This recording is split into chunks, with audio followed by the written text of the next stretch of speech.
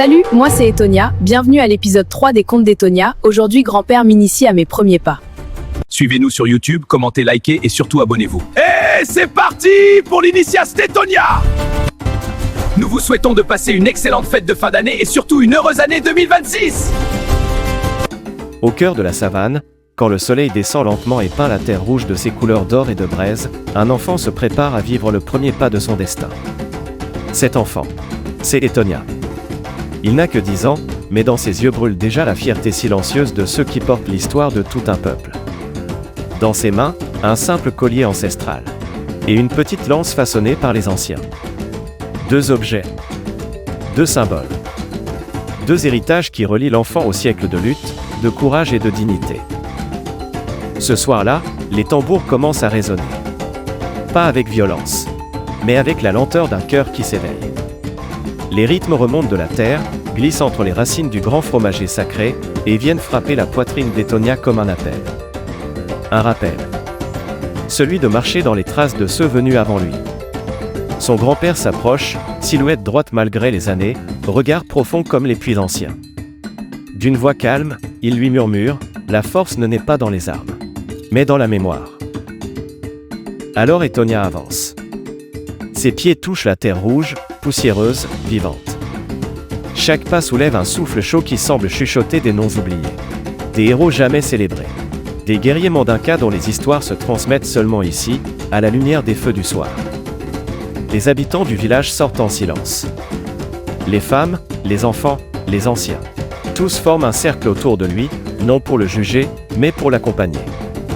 Car personne ne traverse seul l'initiation. Personne. Les tambours s'intensifient. Un premier pas. Puis un autre. Puis un troisième. Le rythme guide son corps, son souffle, son courage. On dirait que la terre elle-même a décidé de marcher avec lui. Soudain, quelque chose change dans l'air. Une brume légère s'élève. Les ombres se déforment. Et derrière Etonia, les silhouettes des anciens guerriers apparaissent. Translucides, majestueuses. Leur regard se pose sur lui comme une bénédiction silencieuse. Etonia ne recule pas. Il serre le collier dans sa main gauche, brandit la lance dans sa main droite et continue d'avancer. Plus sûr. Plus grand. Plus vrai.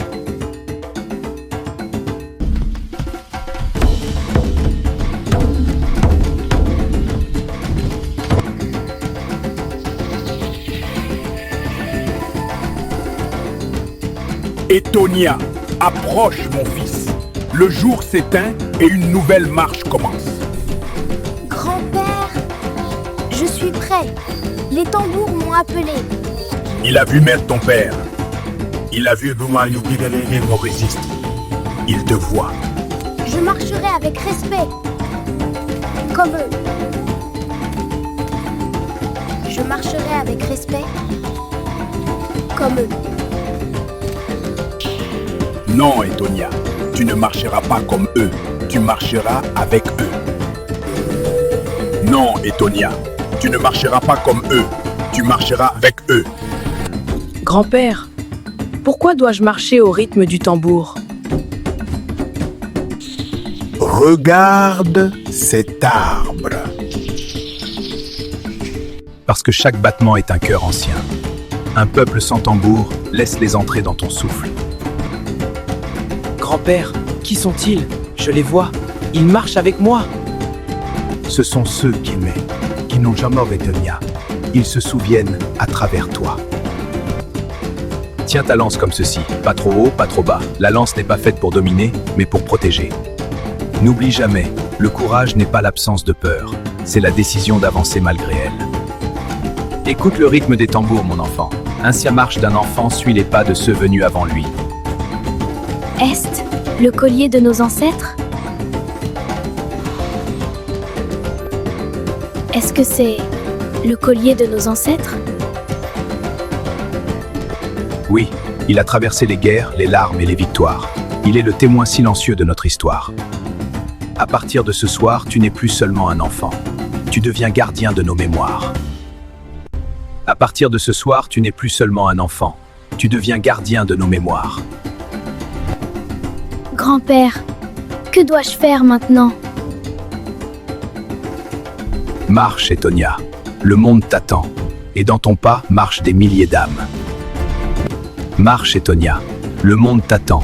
Et dans ton pas marchent des milliers d'âmes. Son grand-père lui montre les gestes de combat, non pour frapper, mais pour protéger. Les mouvements sont lents, précis, habités. Chaque geste est un mot, chaque posture, une phrase, chaque respiration, une page de l'histoire de leur peuple. Et quand vient la fin du rituel, le vieux sage approche. Il prend le collier ancestral, celui que les ancêtres ont porté avant lui, et le pose autour du cou de l'enfant. Un frisson traverse l'air. Un murmure parcourt le village. Un destin vient de s'ouvrir. Etonia relève la tête. Dans ses yeux, il n'y a plus seulement l'innocence de l'enfance. Il y a maintenant la lumière de celui qui se souvient, de celui qui marche pour son peuple, de celui qui comprend que la mémoire est aussi une forme de résistance. Alors, au milieu des tambours, du soleil couchant et des chants anciens, Etonia fait le dernier pas de son initiation. Et tandis que le vent emporte la poussière vers l'horizon, une vérité résonne encore comme un souffle. Un enfant n'avance jamais seul. Il porte en lui ceux qui l'ont précédé. Ainsi commence la marche d'Etonia. Ainsi naît la légende du jeune gardien de la mémoire.